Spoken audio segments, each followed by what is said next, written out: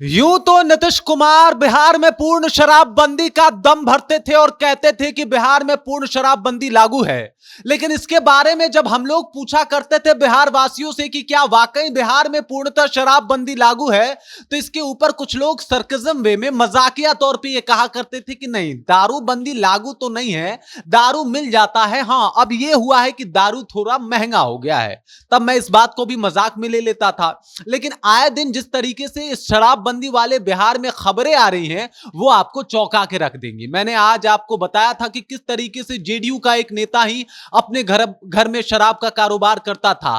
अब मामला है कि बिहार का एक सरकारी बस और उसके सरकारी कर्मचारी जो है शराब मामले में संलिप्त है, और किस तरीके से वो दिल्ली से बिहार शराब लाके बेचा करते थे, इसकी पूरी जानकारी दूंगा। और ये जानकारी भी नीतीश कुमार के मुंह पे और उनके शराबबंदी वाले बिहार के ऊपर जोरदार तमाचा है। क्या है पूरी जानकारी, चलिए उससे रूबरू कराता हूं। लेकिन उससे पहले, मेरा नाम है रजत और आप देख रहे हैं जनता जंक्शन। मैं आपको बता दूं कि आपको याद होगा कि बिहार में शराबबंदी के बाद कितना हो हल्ला हुआ। आपने यह भी देखा होगा कि डुप्लीकेट शराब पीने की वजह से कितने लोगों की मृत्यु भी हो गई।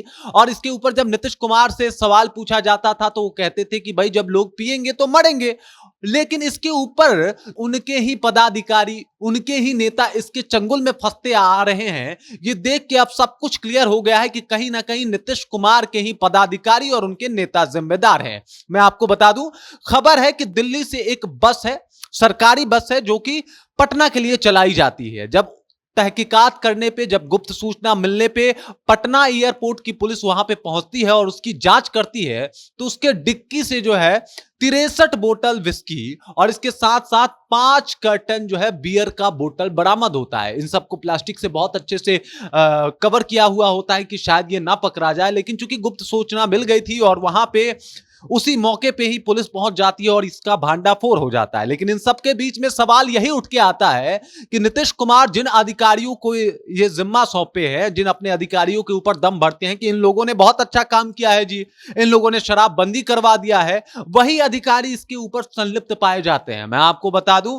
जो लोग पकड़े गए हैं उसमें एक कंडक्टर है, वो भी बिहार परिवहन निगम का है। इसके अलावा जो ड्राइवर हैं वो भी बिहार परिवहन निगम से ही आते हैं, यानी उनका वैकेंसी जो है वो बिहार पथ परिवहन निगम में हुआ था। लेकिन वो लोग जो है अब इस तरीके का कुकृत्य करते हुए नजर आ रहे हैं। मैं आपको बता दूं, यही नीतीश कुमार जो कहते हैं कि बिहार में पूर्णतः शराबबंदी लागू है, बिहार में शराब मिलना बहुत मुश्किल है, उनके ही अधिकारीगण, मिलना मुश्किल तब होता जब उनके अधिकारी संलिप्त नहीं होते। लेकिन जब उनके नेता, उनके अधिकारी इस काम को करने में संलिप्त हैं, यानी नेताजी अपने घर से दारू बिकवा रहे हैं, उनके अधिकारी दिल्ली से दारू लेके आ जा रहे हैं, तो भाई अब आसान हो गया है बिहार में शराब मिलना। मुझे तो यही लगता है, क्योंकि जब उनके ही अधिकारी इस तरीके के काम को करते हुए पाए जाएंगे, इस तरीके का कुकृत्य करते हुए देखे जाएंगे और पकड़े जाएंगे, वो भी रंगे हाथ हो, तब कहीं ना कहीं शासन, प्रशासन और सुशासन, यानी सुशासन बाबू पे सवाल उठना लाजमी है कि भाई किस तरीके की शराबबंदी की बात कर रहे हैं आप। क्या आपका अधिकारी दिल्ली से शराब लेके चला आता है, वो भी 63 बोतल विस्की, 5 कार्टन जो है वो बियर का बोतल, और वो लेके बिहार चला आता है। और बिहार में जब एयरपोर्ट थाने को पता चलता है और जो जब वहां से पुलिस आती है तो इसका भांडाफोड़ होता है। और इस तरीके की खबर ये पहली दूसरी नहीं है, लोग रोज इस तरीके से मामले जो है वो सामने आ रहे हैं। और कहीं ना कहीं ये मामले जो है नीतीश कुमार के बिहार में शराबबंदी वाले बयान के ऊपर तमाचा है। ये बताता है कि नीतीश कुमार ना अपने पुलिस पे अंकुश लगाने में सक्षम है, ना ही अपने नेताओं पे, ना ही अपने अधिकारियों पे। मैं आपको बता दूं, इन सब मामले में 3 लोगों की गिरफ्तारी हो चुकी है। पहला नाम है, पकड़े जाने वालों में ड्राइवर हैं जो कि हिमाचल प्रदेश से है, और उनका नाम है जनक राम। जनक राम जी अब जेल में हैं। इसके बाद दूसरा यूपी के हाथरस से है सुशील जी, और तीसरा है भोजपुर का चंदन कुमार। भोजपुर का चंदन कुमार इस सब मामले का सबसे चालाक अपराधी माना जा रहा है, और माना जा रहा है कि इसी के इशारे पे ये सब कुछ हो रहा था।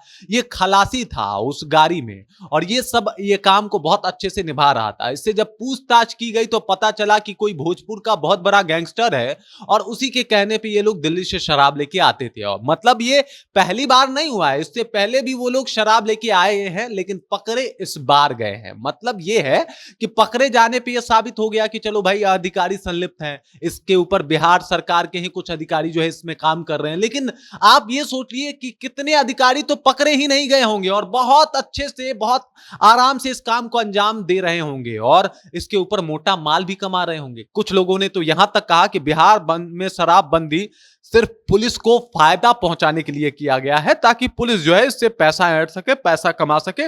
बाकी इसका मतलब कुछ भी नहीं है, क्योंकि बिहार में शराब जो है बहुत आसानी से उपलब्ध भी हो जाता है। अब नीतीश कुमार इस बात पे सोचे कि जो उन्होंने शराबबंदी किया है उसका मायने क्या है, मतलब क्या है। लोग जहरीली शराब को पी के मर रहे हैं। मैं ये नहीं कह रहा कि शराब अच्छी बात है और शराब को चालू कर देना चाहिए, लेकिन मैं ये जरूर कहूंगा कि भाई अगर बंद किए हो तो ठीक से बंद कर दो।